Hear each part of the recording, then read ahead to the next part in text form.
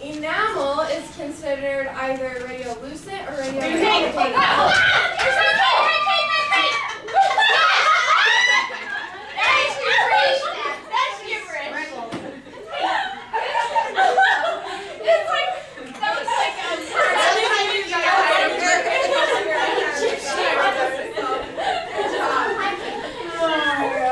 Ours is in Arabic. We should get it.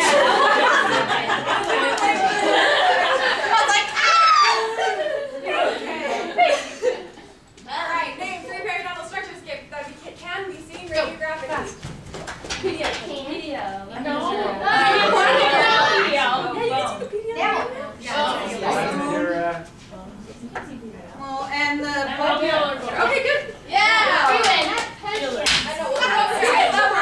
Come on, guys. All you have to do. Two more points. We need 4 and 5. One more. Yeah. Alright, so is it 5 to 5? Because if it is, then this is going to be the last one for the tiebreaker. I don't want that pressure. I got it. Everyone's got forward. Lindsay, just go. You know you're ready. You're so ready. Try to find a good one for you.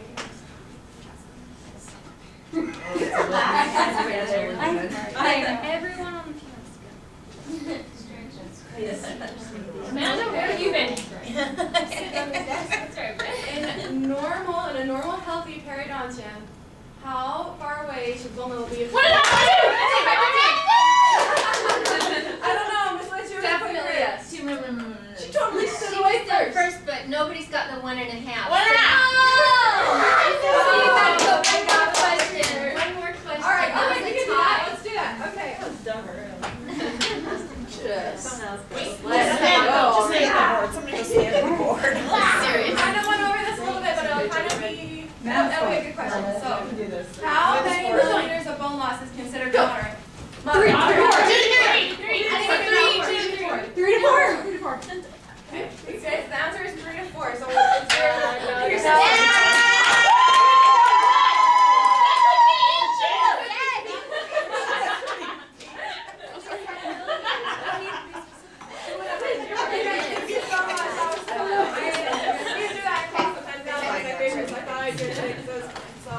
Anyway, awesome. All you guys know is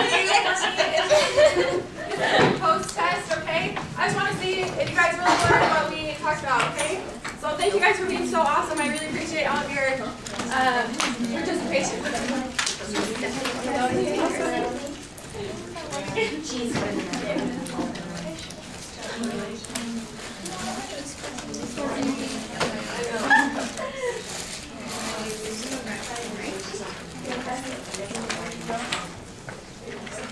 Is this the same test? Same test. I want to see perfect answers if we went over it and you've had it before. So. Please take your time because I want to know how well.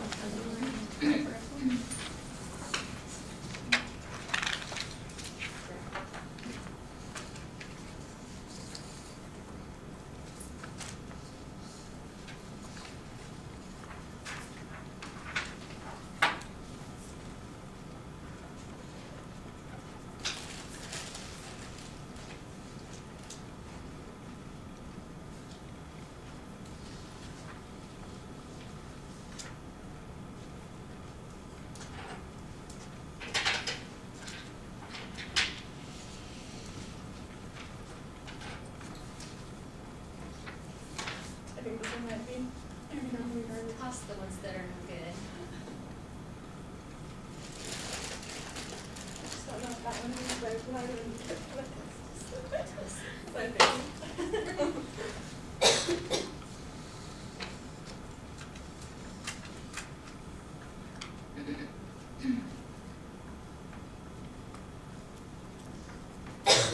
Miss Welch used to write everything on the board for one of her classes. And we ran out of markers and she could not find any. So Kim Muller, the next classroom, had brought like a 10 of these markers and brought them in. And so she's like, now you have no more excuse to not have a marker that works because we're all trying to like write down the notes and stuff and it was a community to get markers and stuff. And so I was like, oh my god, so of course Kim would just go out and buy some and bring others. Yeah, exactly. You know, it's like every time we had class, like it just was the same thing. And we're just like, just remind just to bring a different marker. And so she did it, and they were like, fine, we'll just bring one for you. So it was so funny. I know, it was way funny. So I brought my own today just in case. I'm like, I hope they work today. So I took a Sharpie right on there.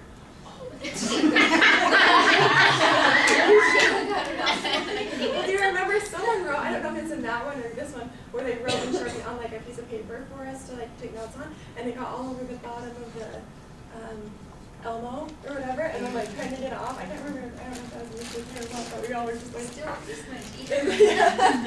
It was like, oh man.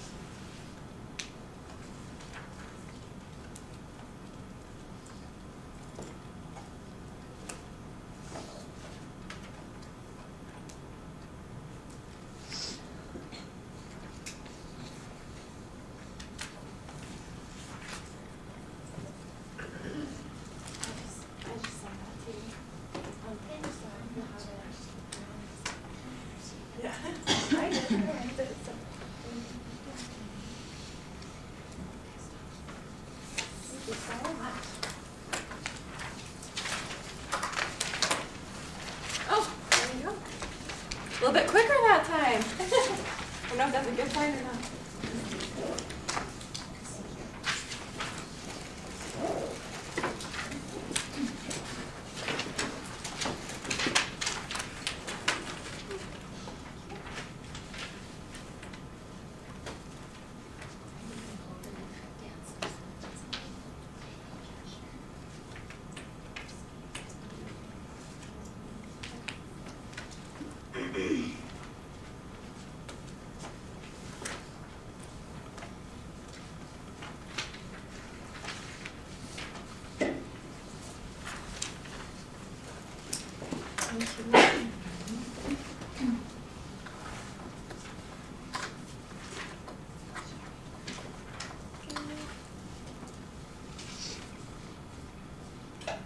Is there anybody else?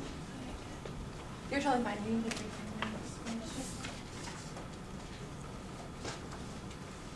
She's on the back part filling out her answer. So we're just going to start off and I'm just going to ask you guys these questions and we'll go over the right answers, okay? So the fill in the blank one, blank is a term that refers to the tissues that invest and support the teeth. Periodontal. Good, right. Okay, when taking radiographics for documentation of periodontal disease, blank is the preferred method. Yeah. PAs or paralleling. There's kind of a few in there I kind of left as so you could kind of put a few different answers. Okay, and when bone loss does not occur in a plane parallel to the CJs of adjacency, it is categorized as vertical or angular. Yeah, right. Not parallel, so it would be off the plane. Gotcha. Which of the following types of radiographs is best to use in a radiographic periodontal evaluation? Or apical, yeah. And that one's the best one, but I would also take vertical biting because I gave the answers, B and D. Obviously, I meant to put B and C on that one. So, but sorry, that one obviously. I was thinking about this when we would sometimes in radiology would ask Miss Winch about questions and stuff. The girls would try and tell her I don't get this one or something. I'm like, man, I am under pressure to write some test questions that you guys are not gonna be like, well, that doesn't make any sense. I'm like, man, never know how. Yeah, I'm like, geez, and then come up with a new test every year to ask. And I'm like, man, that's takes a lot of time. So anyway, thanks for your patience. Okay, which of the following structures is not visible in radiographs? So you have the periodontal ligament, enamel, lavender, or pulp. Yeah, so you have the periodontal ligament space, but the PDL you can't actually see the ligament, right? Okay. Which periodontal Can you local? see the pulp in it though? I put the one on. Well, either you can. It's defined so you can see where it is, but you can't. I guess Same you can as the see PDL. that. I want to say pulp Chamber. Yeah. That would have been better. Okay. Which periodontal local contributing risk factor appears radiopaque with large regular projections or rings extending from the proximal root surface? Fabulous. Yeah, and I tried to give you that technical definition for PowerPoint so that would make a little bit more sense. So, okay, and then the next ones are kind of provide a short answer, but you guys can just kind of give it to me in your own words. But illustrate the radiographic findings of periodontal exam where the periodontal is classified as healthy. I mean, 1 to 2 years. of the bone. Yeah, good. You don't want it too wide of PDL space, right? You want it to be kind of thin so that it's, don't have mobility, that kind of thing. Great. Okay, the next one is summarize limitations of radiographs and the detection of periodontal disease using 3 key points. Pretty much just asking for 3 different things. So we did that up here on the board. So, right, 2D instead of 3D. Anybody else? Tissue. Yeah, perfect. And one more. Yeah, there you go. Pretty much, there's a few that you can use, so that's great. And then how are radiographs and clinical data used jointly to create an accurate periodontal diagnosis? So this is kind of the chart that I wrote up there, things you do clinically and radiographically and how they're important. So I'm sure you guys got that just fine. And then it says, list the 3 sequences of radiographic changes that occur in periodontal diagnosis. Fuzzy, Yeah. widening. Yeah, you guys got it. Radiolucency, widening, good. All right, well, perfect. Are you done with yours here? Okay. Thank you guys so much. You guys did great. Do you have any questions or anything? Anything about boards, anything about that kind of stuff? Why don't you tell them a little bit about what they need to know radiographically for boards? For boards, radiographs, it's really important that you read over what they require because I remember our year, they were they wanted to see, obviously the root of every tooth like we do in clinic, but they wanted to see I'm trying to remember, something with the canines, the contact. Do you remember that? The contact with the canines, it was this big. Anyway. What I was more getting at was how much radiographic questions were there on the actual test. Oh, okay. I would say there was probably,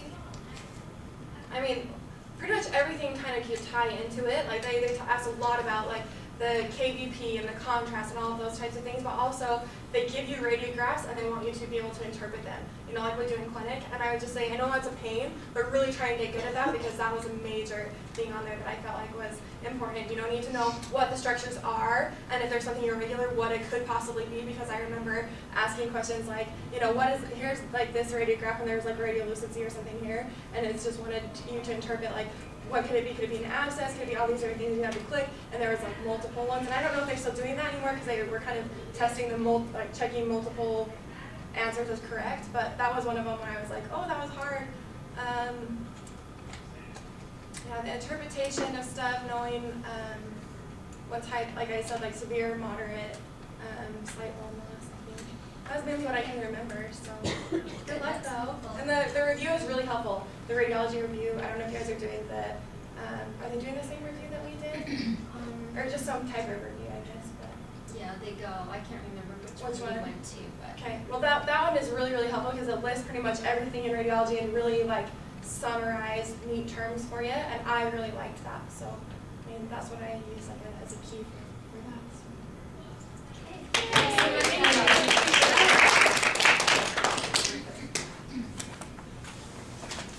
And there is a component meeting tomorrow night here at 6:30. There is an extra point available. What is it on here?